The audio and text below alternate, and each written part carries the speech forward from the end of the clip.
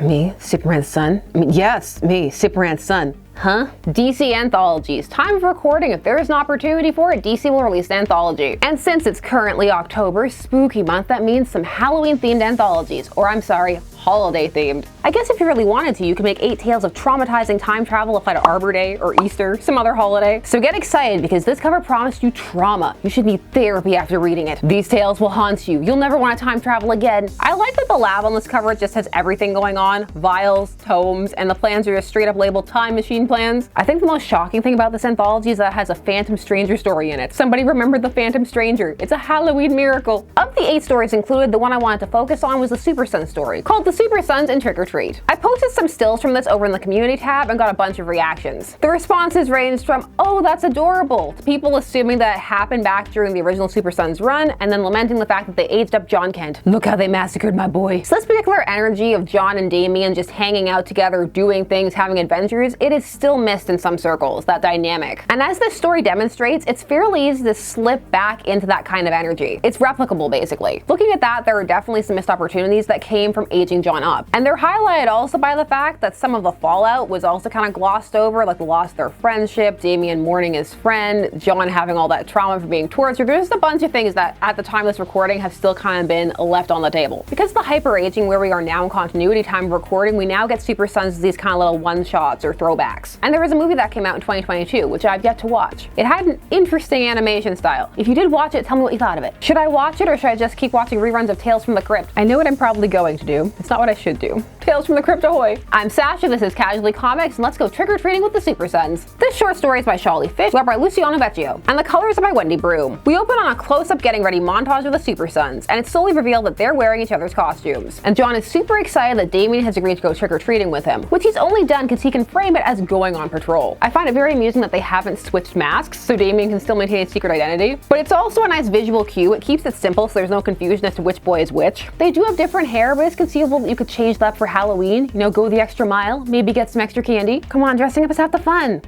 Right, fun. As though I'd aspire to be mistaken for you. Gosh, I'm Superboy. May I please rescue your hamster from a tree? Robin has no time for hamsters. I've been trained to kill a man 17 ways with a spoon. Just don't ask me to dance.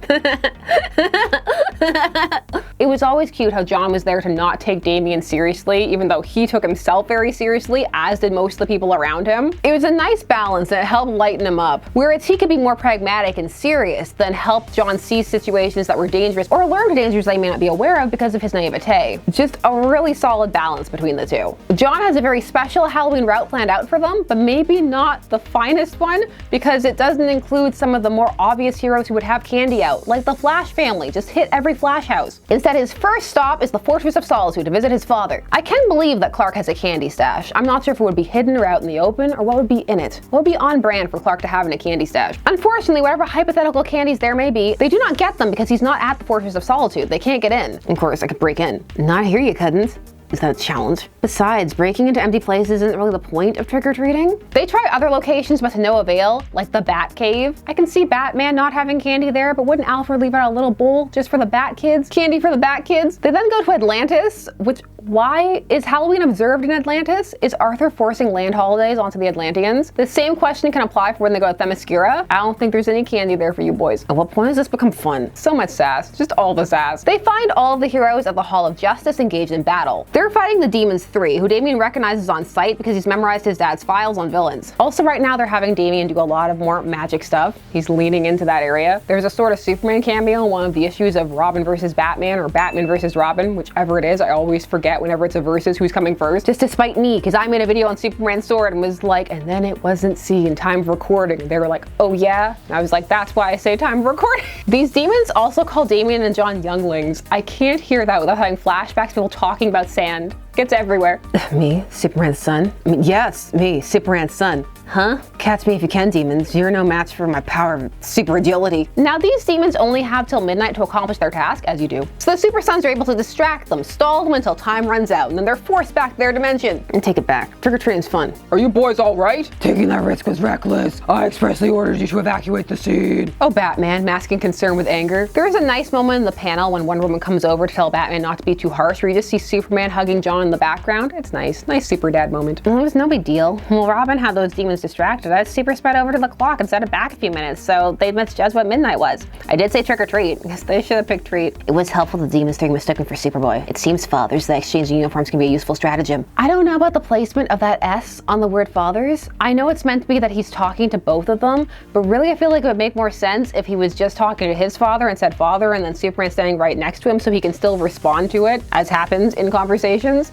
Him using the S there makes it sound like they're both his fathers. It just made me feel like the tense of the sentence was wrong. I kept rereading it. I fell into a hole, but then I pulled myself out by thinking of all the times that Batman and Superman have switched costumes. It's just a nice little nod. There are a couple of cute little throwaway jokes like that in there. There's also an Elvis joke where they go to visit Atlantis when Arthur's not there. I saw it, I noted it, I appreciated it. But the question you've all been waiting for, do they get candy? Well, they may not. The Flash takes them to see the Martian Manhunter's cookie stash. And hopefully he agrees to let them have some. It doesn't turn into the Hulk like in that story from the Bwahaha era of the Justice League. They're also gonna get some Hydrox, not Oreos, because they sent a cease and desist. This was a really cute story and it's a nice throwback to the Super Sons era. And for some it's a bit of a bittersweet reminder to what could have been going on, albeit with the boy slightly older. This comic almost has a Wayne Family Adventures vibe with how slice of life it is. So some are really gonna gel with that, but for those who don't really enjoy that kind of slice of life fare, this may not land. Or they may just be tired of the Super Sons dynamic. I'm sure some people may be. I can see people now, nobody's tired of it. I mean, I know I'm not. I'm not everyone though. This story is also well done in that it can slot into any part of the Super Sons era, which can be harder to accomplish than it sounds. For me, this was definitely the highlight of the anthology. Very few of the stories are actually Halloween themed, and as you can see from this story, the claim of traumatizing time travel tales is vastly overblown. Several stories don't feature time travel at all. The Swamp Thing story just features someone having an encounter with the Swamp Thing once when they're young and then again when they're older. That's not time travel, that's just aging. The JSA story takes place in the 40s because that's when they were active.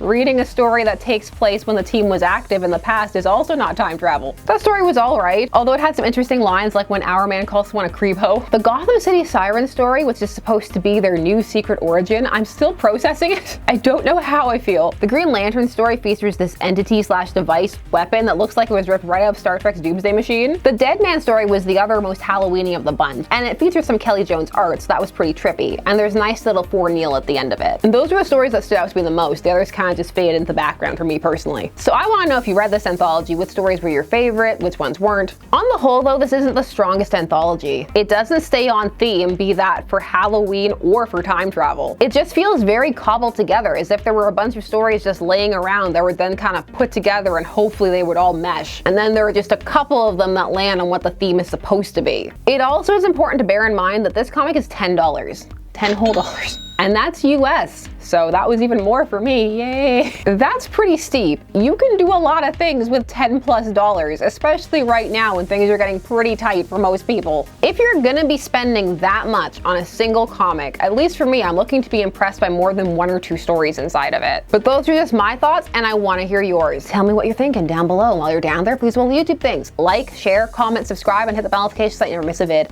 Thanks so much for taking this time today to spend discussing comics with me. I always appreciate it, and I will see you again soon. Bye-bye.